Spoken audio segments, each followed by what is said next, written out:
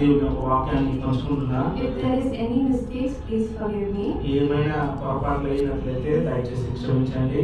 So let's start with this verse. మరి ఈ యొక్క వాక్యాన్ని చదువుకుందాం. Psalms chapter 78 verses 4. మరి కీర్తన ఇప్పుడు చదివిన 78వ కీర్తన 4వ వాక్యం. In that verse, God tells us, మరి ఈ యొక్క వాక్యంలో మనం చూసినట్లయితే ప్రభు మనతో మాట్లాడే మాట ఏంటంటే, we have to teach our next generations మన యొక్క ముందు తరం వారికి మనము బోధించవలసిన కార్యాల గురించి రాయబడి ఉన్నది. that God is our almighty God, మన దేవుడు ఆయన సర్వశక్తి కలిగిన దేవుడు, and He has made us in His own image, ఆయన తన స్వరూపంలో మనల్ని సృష్టించి ఉన్నాడు. and He is a powerful God. ఆయన శక్తి కలిగిన పరాక్రమం కలిగిన దేవుడై ఉన్నాడు. God has told us to preach this to everybody and to our next generations. మరి ప్రభు ఈ యొక్క మాటలను మన తరతరాలకు ఈ యొక్క మాటలను బోధించాలని మనకి ఆజ్ఞాపించి ఉన్నారు. So that each and everybody should know that God is our one true God.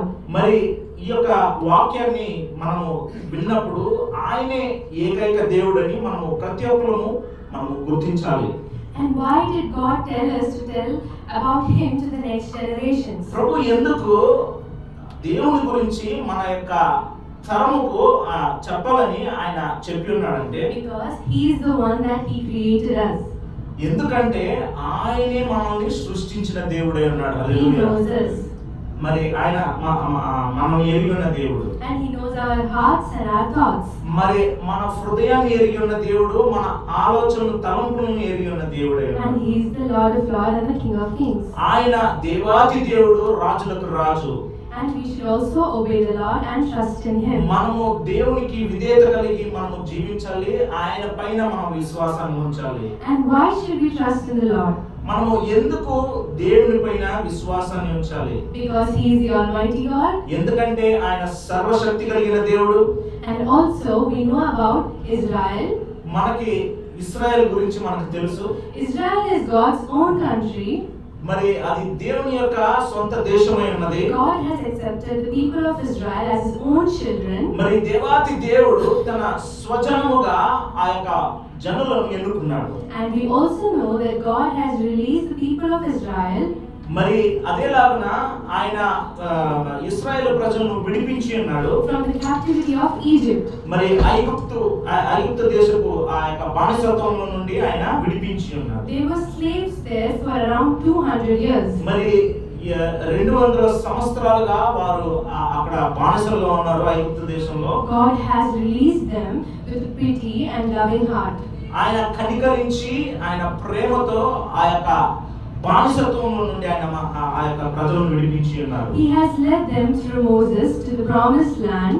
మరి మోషే ద్వారా ఆ యొక్క వాగ్దానం చేయబడిన ఆ యొక్క కానానుకు ప్రజలను నడిపించి ఉన్నారు. And this took about 40 years. మరి ఈ యొక్క కార్యము 40 సంవత్సరాలుగా వారిని అక్కడికి ప్రభు నడిపించారు. So they traveled around 40 years to reach the promised land. మరి 40 సంవత్సరాలుగా ఆ యొక్క ప్రజలు ఆ యొక్క దేశానికి చేరుకోవడానికి సమయం పట్టింది.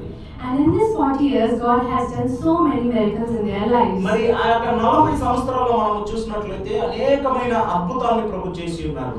First, the God parted the Red Sea for them to make their way through. మరి ఆ యొక్క ఎర్ర సముద్రాన్ని రెండుగా బాయలు చేసి ఆ యొక్క సముద్రపు మధ్యలో నడవడానికి ప్రభు వారిని నడిపించారు. He also provided them with water when they were thirsty. మరి వారు దాహముతో ఉన్నప్పుడు వారికి నీటిని అనుగ్రహించారు. And when they were hungry, God provided them with a shower of manna. మరి వారు ఆకలితో ఉన్నప్పుడు మరి పరలోకము నుండి మన్నాని ఇచ్చారు.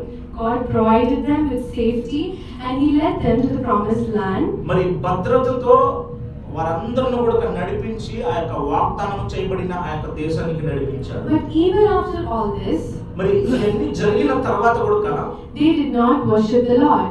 వారందరూ చూసినట్లయితే దేవుణ్ణి ఆరాధించలేదు. They did not obey His word. దేవుని యొక్క వాక్యానికి విధేయత చూపించలేదు. They worshipped the idols. మరి వారు విగ్రహ ఆరాధన చేయడానికి ప్రారంభించారు. They sinned against the Lord. మరి దేవునికి విరోధంగా పాపాన్ని చేశారు. But God, even after providing this with all His merciful heart, మరి ఇవన్నీ అనుగ్రహించి ఆశీర్వాదించిన తర్వాత కూడా వారు Even- దేవునికి విరోధంగా పాపం చేశారు. Even after forgiving him all this time, మరి ఎన్నో సార్లు వారిని క్షమించినా కూడా but then they did not listen to God. మరి అన్ని సార్లు క్షమించినప్పటికీ కూడా They- దేవుని యొక్క వాక్యానికి విధేయత చూపించలేదు. They disobeyed. మరి వారు దేవునికి విరోధంగా ప్రవర్తించారు. Then God destroyed them. మరి దాని తర్వాత మనం చూసినట్లయితే ప్రభు వారిని హతము చేశారు. And this is what we should learn, మరి మనము నేర్చుకోవాల్సిన పాఠం ఏంటంటే that we should worship the Lord, మనము దేవుణ్ణి ఆరాధించాలి, we should thank him, మనము దేవునికి కృతజ్ఞతలు చెల్లించాలి, we should obey his word, మనము ఆయన యొక్క వాక్యానికి విధేయతను చూపించాలి. and we should do this because he is our Lord. మన ఈ యొక్క కార్యాలన్నీ మనము పాటిస్తూ మనము చేయాలి. ఎందుకంటే ఆయనే మన దేవుడై ఉన్నాడు, He is our Father, ఆయన మన తండ్రి అయి ఉన్నాడు. and nobody else is like him. మరి ఆయన అలాంటి దేవుడిలాగా ఈ లోకంలో మరి ఒక దేవుడు లేడు. If anybody can read this verse in Telugu from Psalms chapter 145 verses 4 to 6. 145వ కీర్తన 4 నుండి 6 వరకు.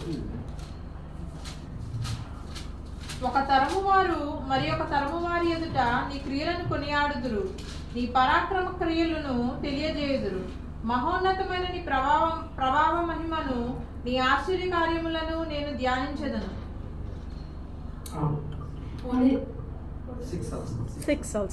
నీ భీకర కార్యమును విక్రమమును మనుషులు వివరించెదరు, నేను నీ మహత్యమును వర్ణించెదను. And in this verses God says how to praise the Lord and how anybody can give praises to him. So మరి ఈ యొక్క వాక్యంలో మనం దేవునికి ఎలాగ మహిమ చెల్లించాలని రాయబడి ఉన్నది. So we should praise the Lord and thank him for each and everything he has blessed us with. మరి మనమందరం కూడా ఆయన చేసిన ప్రతి ఒక్క మేలును బట్టి దేవునికి కృతజ్ఞత చెల్లిస్తూ ఆయన్ని మహిమపరచాలి. May God bless his word. మరి ఈ యొక్క వాక్యాన్ని ప్రభు దీవించిన అందరూ చెప్పండి.